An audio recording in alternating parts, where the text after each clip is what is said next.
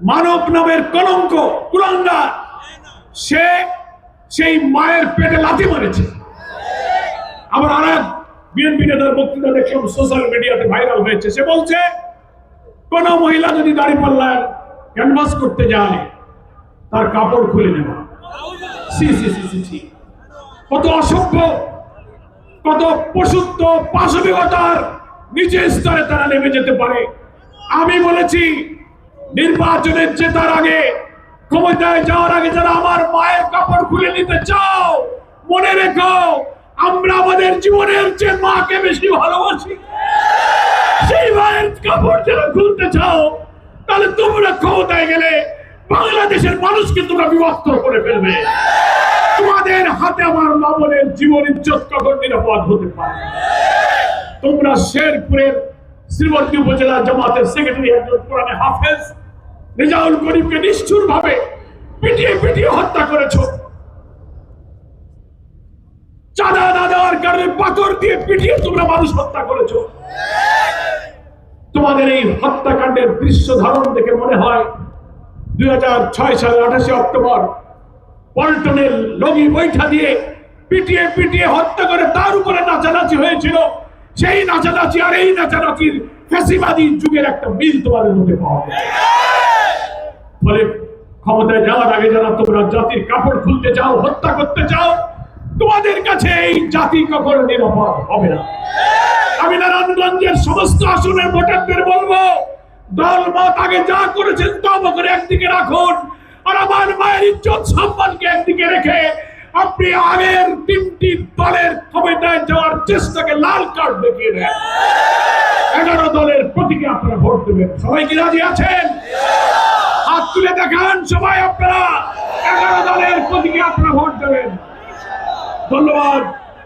সংগ্রামী নারায়ণগঞ্জবাসী, আমরা পরিষ্কার করে এখন শেষ দিকে এসে একটা কথা বলতে চাই।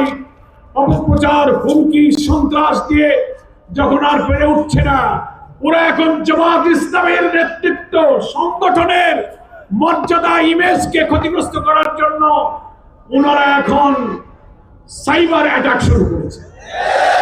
প্রযুক্তি দিয়ে সাইবার অ্যাটাক করে আমাদের প্রিয় নেতা আমিরের জামাত যে কথা কোনোদিন বলেননি, সারা জীবনের রাজনীতি, তার নেক মানুষের যে চরিত্র, যে কথা কখনো তিনি বলতে পারেন না, দেশের মানুষ যা জানে, সাইবার অ্যাটাক করে বঙ্গভবনের একজন প্রোগ্রামার, অ্যাসিস্ট্যান্ট প্রোগ্রামারকে দিয়ে ইন্ডিয়ান অরিজিনেটেড একটা ভাইরাস দিয়ে আমাদের আমিরের জামাতের টুইটার অ্যাকাউন্টকে হ্যাক করে মিথ্যা তথ্য দিয়ে সেই দিন এই ছাত্র দলকে ঢাকা বিশ্ববিদ্যালয়ের টিএসসিতে যখনই হ্যাক হয়েছে তখনই ছাত্র দল কর্মসূচি ঘোষণা করেছে।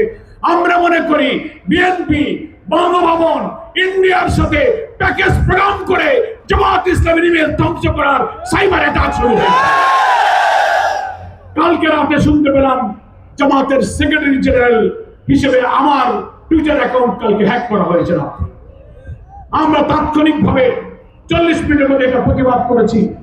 জামাতের প্রচার বিভাগ থেকে প্রেস কনফারেন্স করে প্রতিবাদ করে দৃষ্টি আকর্ষণ করা হয়েছে। আমাদের নেতৃবৃন্দ বঙ্গভবনে গিয়েছেন, আমাদের সাইবার টিম যেসব তথ্য উপাত্ত দিয়েছেন সেইটার ভিত্তিতে বঙ্গভবনের যিনি অ্যাসিস্ট্যান্ট প্রোগ্রামার, তার নাম হচ্ছে কি যেন দেখলাম, সরওয়ারে আলম, তাকে আটক করা হয়েছে। ডিবি আটক করেছে। তদন্ত করা হোক এর সাথে ছাত্র দলের সংযোগ আর ইন্ডিয়ার কি সম্পর্ক আছে জাতির সামনে প্রকাশ করা হোক। চরিত্র দিয়ে, নৈতিকতা দিয়ে, আদর্শ দিয়ে মোকাবেলায় ব্যর্থ হয়ে এখন অনৈতিকতা, চুরির পথ তোমরা বেছে নিয়েছ। বাংলাদেশের মানুষ জামাত ইসলামীকে চেনে।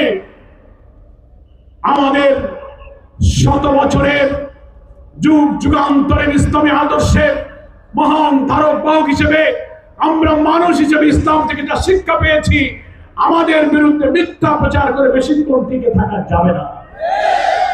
সত্য সমাগত, মিথ্যা বিতাড়িত হবেই।